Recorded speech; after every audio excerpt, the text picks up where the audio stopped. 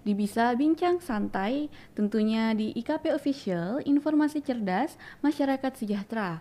Selamat datang kembali dan tentunya pada episode kali ini saya akan membahas topik yaitu bagaimana kita menjaga komunikasi yang baik di dalam dunia kerja.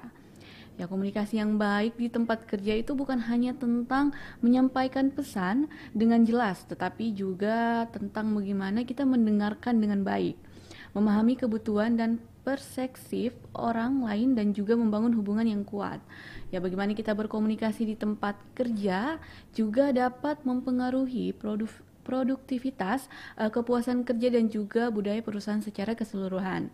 Ya, jadi pertama-tama itu kita akan membahas tentang beberapa strategi untuk meningkatkan komunikasi di tempat kerja.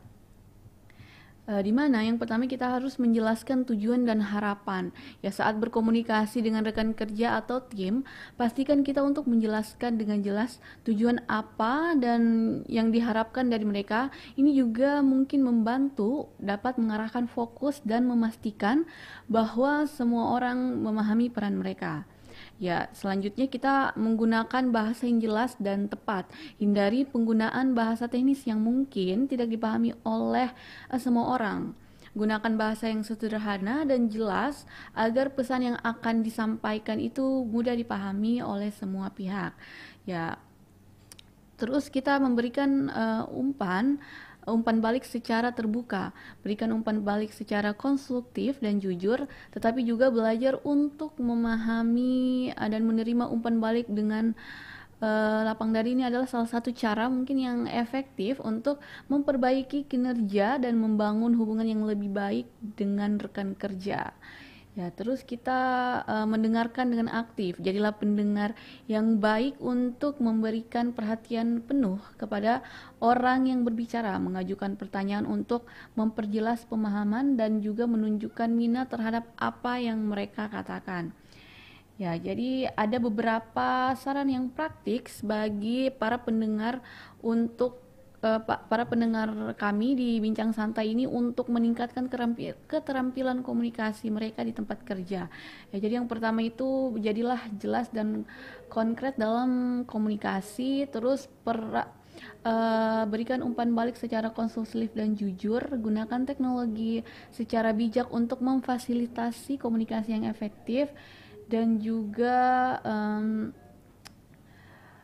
jadilah jelas dan konkret dalam komunikasi Anda. Tentu juga ada beberapa cara pastinya untuk menjaga komunikasi yang baik antara rekan kerja di kantor, di mana kita harus menjadwalkan pertemuan rutin, di mana menjadwalkan pertemuan atau sesi kolaborasi itu dengan rekan kerja untuk membahas proyek atau mengatasi masalah atau sekedar memperbaharui satu sama lain tentang kemajuan.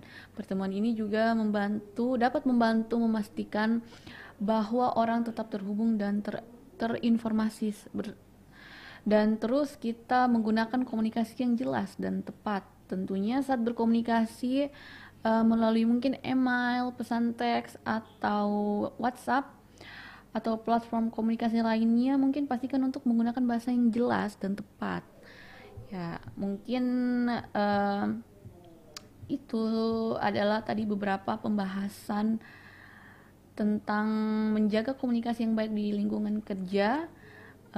Semoga apa yang saya sampaikan bisa bermanfaat. Terima kasih sudah mendengarkan dan semoga hari ini penuh dengan inspirasi dan pencapaian. Kembali lagi selamat menonton dan sampai jumpa di episode selanjutnya di podcast IKP Official atau Bisa Bincang Santai. Jangan lupa like, comment, and subscribe untuk semuanya. Assalamualaikum warahmatullahi wabarakatuh.